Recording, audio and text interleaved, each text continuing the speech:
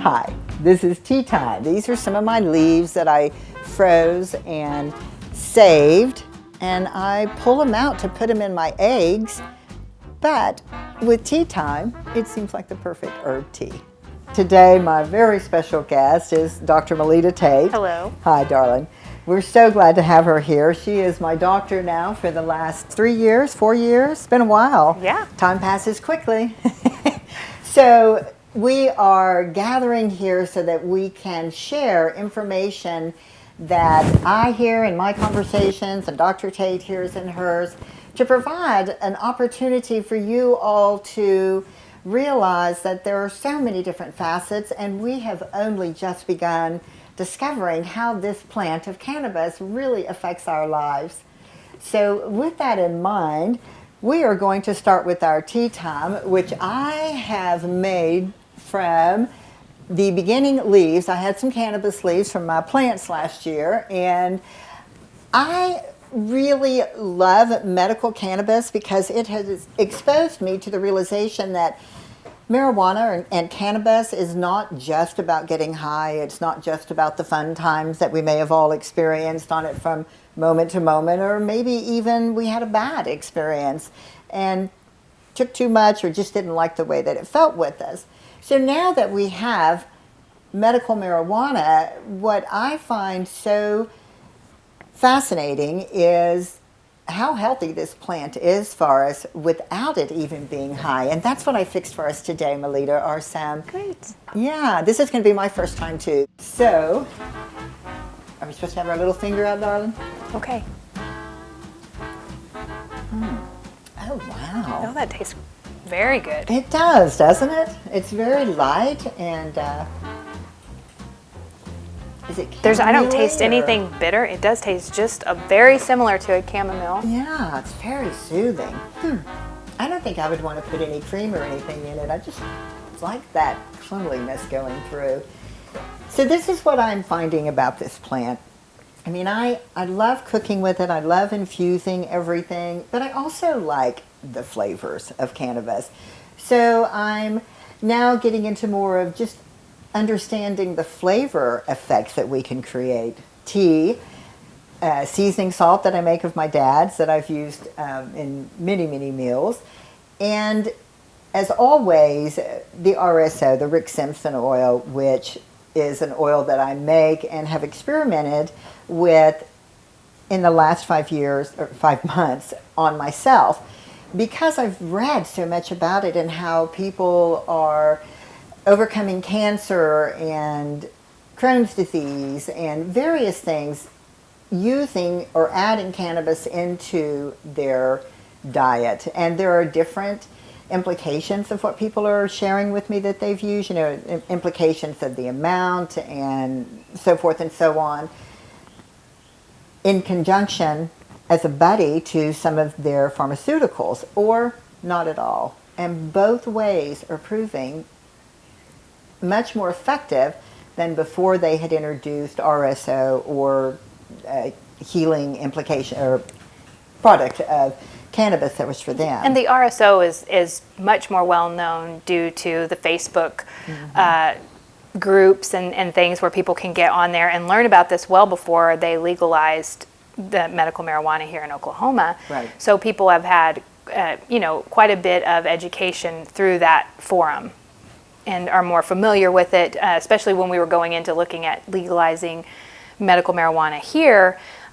We looked a lot to Colorado, and we looked a lot to the Rick Simpson websites and things like that to help learn how to make or do these things, because it wasn't legal here. And so people that were desperate would go to Colorado or would learn from looking at some of the web pages and see. So it's one of the more well-known forms of the. Well, I noticed and have looked up some of the other types of batter and so forth that they make, and I don't see any of that mentioning specifically cancer, or it's more for vaping and that sort of thing. So I wonder if the Rick Simpson oil, because of the way that it's processed or so forth, I don't know what makes it work for cancer and for what I've used it for, but it does. Well, first of all, I don't believe that the medical boards will let us say that it would cure or work to get rid of cancer, but we do know a few things about just in general, all plant-based medicine and plants in our body. A lot of the alkalizing properties of eating a plant, eating any kinds of plants, or adding plants to the system, anything that brings down inflammation, those kind of things can help with getting rid of or assist with getting rid of cancer. And so some people have had great dramatic stories, and those are anecdotal, but as we go forward and begin to, I think what I love about it is, as people, we are getting together and starting to do some studying, and it's really unstoppable now. You can't really stop the way that the times have changed, so that we can begin to share these things on the internet and get out there and find our own education about it, and not just listen to whatever's being passed down from a long time ago. We can actually get together and make a difference with each other by learning from each other. And I really love that we're starting to learn from the plant. Plant medicine's been around for a long time. And we went through quite a dark age where we didn't have an opportunity to trust our bodies, listen to our bodies, observe our bodies, and see how they responded to different tinctures and so this is an opportunity for people to actually see how they respond in small doses and building up to different doses and learning from each other. And I love that that's what's coming about right now with through his website, and then through different these kind of discussions. Exactly. And I think coming together with you as a physician being so willing to come and discuss this sort of thing, it really helps us all to understand what we can discuss and how we can discuss it, and not feel so nervous about saying something wrong and being dead stinking before we can say, ouch, I didn't mean it. So I love that you and other physicians are coming forward, and really, I think that it's not just cannabis that we have been keeping our minds closed to, but so many other herbs out there that are great compadres for us to use in our life on a daily basis. And then if we get into a medical situation, being able to enter in, if we go in, knowing more about what we're made of and what we are integrating into our body, then when we come and talk to you, I know in my case, it makes me feel more empowered, because it's like, I do know what that feeling is, or yeah, she picked right up on that, and I'm not going out of my mind thinking that I noticed a value or a disservice to my body in it. So having that confidence as a client or as a patient really makes my appointments with you much more beneficial to the time that we spend together. And I appreciate that about you very much. You're welcome. So if I can share with you what I've been doing and what I personally have discovered with Rick Simpson, it's that I started out with a small amount, but my use has been longer than some people that I've talked to, and so I have a higher tolerance to the Rick Simpson oil, and was able to transition into using the larger amount that I got to, which was the full milliliter syringe. The reason I did that for myself was because I was hurting all the time. I didn't feel good. I hurt through the day. I hurt when I laid down to go to sleep. I wasn't sleeping, maybe an hour or two at a time, up and down, up and down. I could go to sleep in the bathtub a lot easier than I could lay down in a bed and go to bed. So I thought, this getting old stuff is not fun, and I am not enjoying this at all. So I've read about Rick Simpson oil, and I know that it works on many different scenarios, and I thought if I'm going to be talking about it, I really need to know what it feels like. So I started the process, started out with the half a grain and then the full grain, and very quickly got to the full milliliter. Now, 5 months later, I feel fantastic. I don't hurt. I don't have pain in my feet, which if you've known me, my feet have always been, oh, would you rub my feet? Would you rub my feet? Don't come over here, Dana. I'm not going to rub your feet. It is so significant that I feel better than I remember feeling in my 50s, in my 40s, and I would almost say closer to early 30s. My body is not impeded by the things that I've been doing to it all these years. I was bulimic from the age of 16 to 23. And so I went through the process of stopping all of that and going through the learning of the emotional and the physical connections with it. With Rick Simpson, I have noticed that I have no feelings, nothing nudging me to eat sugar, nothing nudging me to have more of that chocolate or have a little bit more of this. I'm sated. I feel like my nerve endings are, that is delicious and that is all I need. Now, I don't know if that's totally my imagination. Actually, I do. It's not my imagination. No, there have been other patients that have shared similar experiences, right? And until, this, and because it can't be marketed and patented because it's a plant and sold for a lot of money, there's not going to be quality controlled research done on it that's going to validate it to the scientific community unless we as a people do it together. And that's what we're coming together to do. Sharing stories is the beginning of that. It is.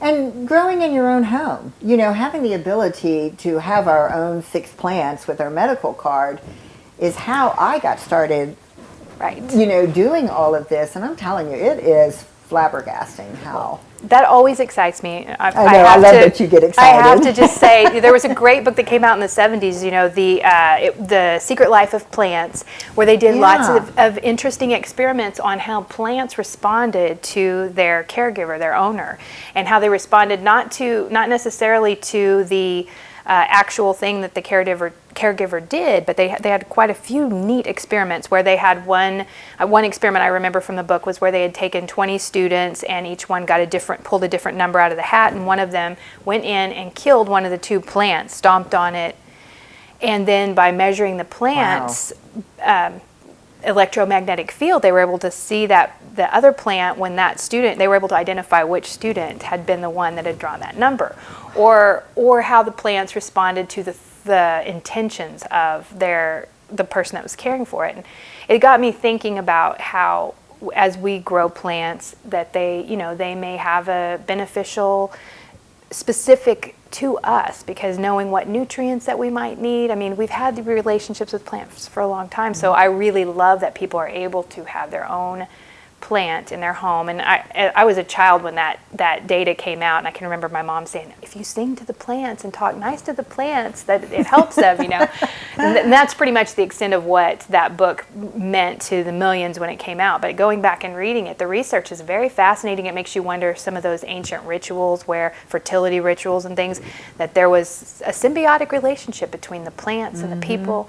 And so I think that it's great that people can have the plants in their own home and grow them specifically for themselves in many ways. Not just to have it, but also just the relationship. Yeah. So I know that we're real cautious about saying things like this because it's real easy for someone to say, oh my goodness, that is one whacked out individual right there. However, I think plants have emotions. I think that they feel things. There was a plant that had tentacles. And it was I can't think of the name of it right now, but bats love it. They come out at midnight when it would bloom. It's a beautiful little flower. And it's little tentacles. I can see it, it has long arms, and it will just blow. It looks like it's blowing in the wind, but it really isn't. It looks like it's not, Yeah, because it moves with the conversation, and that little plant just really fascinated me.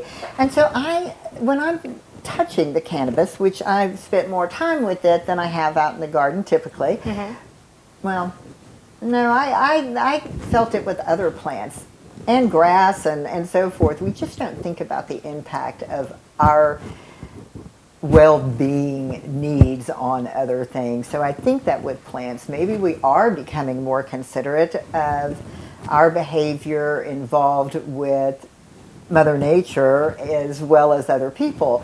I mean, it's so much healthier for us when our mental state is in a kinder state of relating. And with this plant, I find that it's very indicative of that. So, oh my goodness, can you imagine how our coffers for nutrition are going to increase as we increase our own door opening into accepting that there are things that we really don't understand, or attitudes that we've had about plants and plant-based Therapies. health therapies and so forth, coordinates or buddies to our regular nutrition.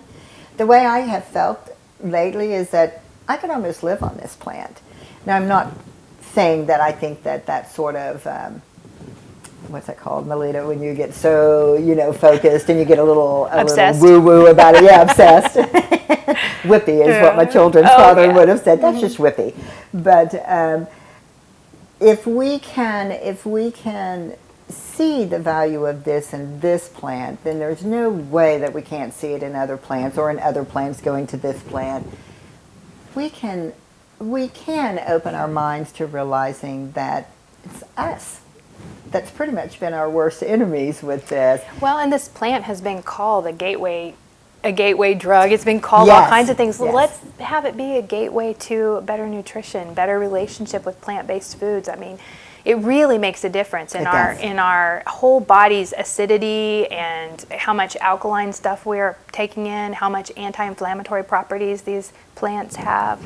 And that has a whole relationship with whether or not we develop certain diseases, whether or not genes are turned on or off that are harmful or beneficial.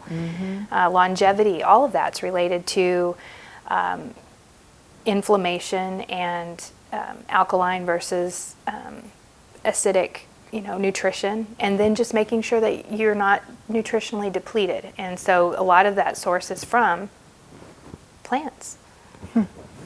That's just fascinating. I would like to ask you something from a friend of mine who knows what we're doing in our chats and everything, and this is kind of an interesting situation. It's so brave of this mother and father, because they have two boys who have been recommended to be put on Ritalin or Adderall or something like that, and the parents really don't want to do it. They appreciate what it can do, because I think they have some medical background and so forth, but they really don't like this particular drug. If they wanted to try cannabis because their sons are not autistic or something like that, I know that there have been a lot of people that have done this. What steps could they take? How would they start finding out? If you wanted to broach the medical community, but you didn't want to have fear that they were going to say, oh, these people are not good parents because they're thinking outside the box of normal traditional medicines, how do they start looking? That's a great question. And one of the things I love and am passionate about is teaching patients how to connect with their physicians, because sometimes it's like speaking a different language, it feels like. Yeah. And so, first of all, having a good established relationship with a doctor, especially in this area since it's so new, a lot of physicians, with good reason, are uncomfortable with how this plays out with them being able to practice medicine, what their risks are, and it becomes even more heightened when we're dealing with Babies, children. Yeah. And so having an open mind and approaching your physician, and I really say that before you go try to get any kind of a license to be able to try to do this with your children, that you need to have a good primary care that you've met with and that knows your history and your background.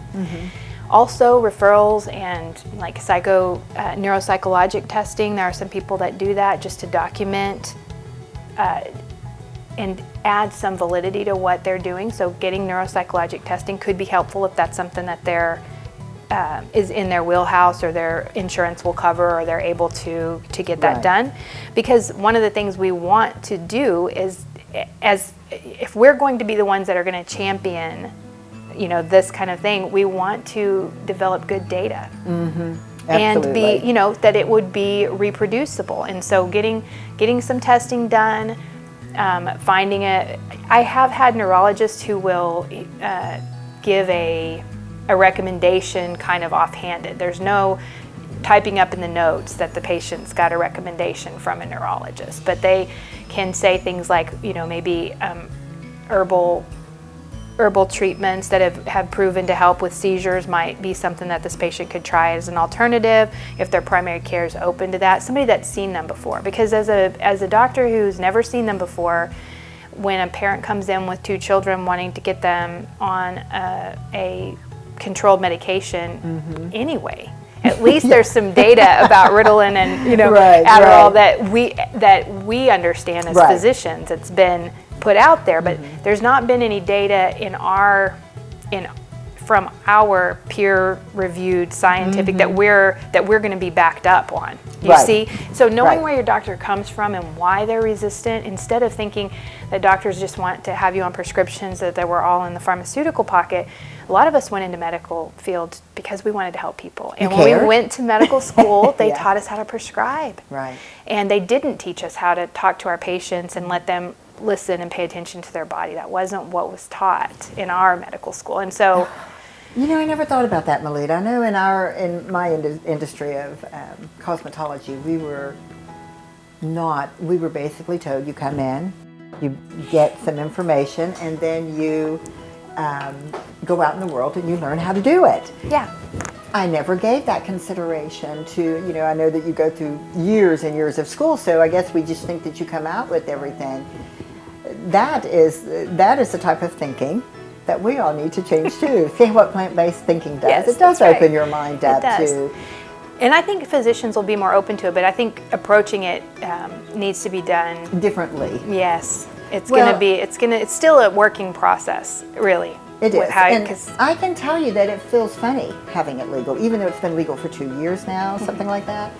I mean, it's like, oh wow, this is okay that I'm doing this, and that feels funny. And I can tell you this about this particular family: they are so into healthy living. In fact, they do eat plant-based, and they are a very involved, interactive family, and these kids are magnificent, and they have fantastic personalities, and it's good that parents are stretching out past what we've always known, because my brother was one of the first Ritalin users, and I'm supposed to be on Ritalin, and it's not that I don't appreciate it. I do, because there have been times when I would not be active without it.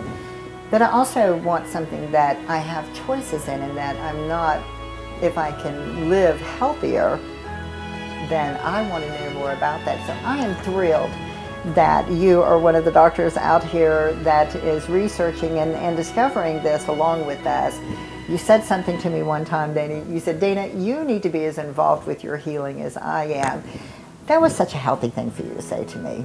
And well, you've taken that to heart. I did, baby. I listened to you. And I'm really glad that I did. It was exactly what I needed to hear. We need to have confidence in ourselves, that we do know ourselves, and go into your offices not defensive, not afraid of what we're talking about. And it's okay for us to discuss this plant being used in medical procedures, whether it is for us or those that we have responsibilities with, because as parents, I would have loved to have this type of option. Right. So. And there's a lot of other options too, and that people just don't think about because they haven't had the chance to experiment or feel like they could try different things. And I think the essential oils, when they came out, were great for people to start learning that, wait, there are natural options. Scents matter. Yes, and that's all plant-based, and it is the plants that are so healing. So, but all that being said, I do think that it depends on which physician that you're with. I mean, you are going to get met with a lot of resistance, and knowing where that comes from and why is really helpful. And making sure that you have a good relationship, because the doctor needs to know that this is a great family and that these kids are, with it, and that, you don't see that when a patient's first coming in. And you feel a little nervous when there's an agenda that they want, that this needs to be done, and so developing that relationship with your primary care and working with him to get that message to someone who is going to be the one that writes it, because a lot of times their primary care will not be the one that writes the medical marijuana recommendation. And so getting something in the medical record that says, that this family is very healthy, that they're open to alternatives, that Ritalin is on the table, but there are other alternatives they might want to explore first. That doesn't say anything that the doctor has recommended, but it would say it very much to me if I were prescribing a medical marijuana recommendation, or to the other physicians. And then getting those records, because that's part of what we do, would be helpful. And so there's ways that you can team up with your primary care doctor without putting them at risk. Isn't it amazing? We have to learn how to eat better. We have to constantly learn how to have more nutritional words, and all it does is make us healthier. I love that. I know. What a nice habit to have. Yeah. Thank you for being here Thank today, and I really look forward to continuing this with you. Me too. And I look forward to continuing this with all of you as well. And join us again. We're going to have Melita here again. We're going to have Dr. Tate here again. We're going to have more of your stories so that all of us can learn together. We really appreciate you being here at Highly Delicious. Thank you so much. I truly believe marijuana and wellness do go hand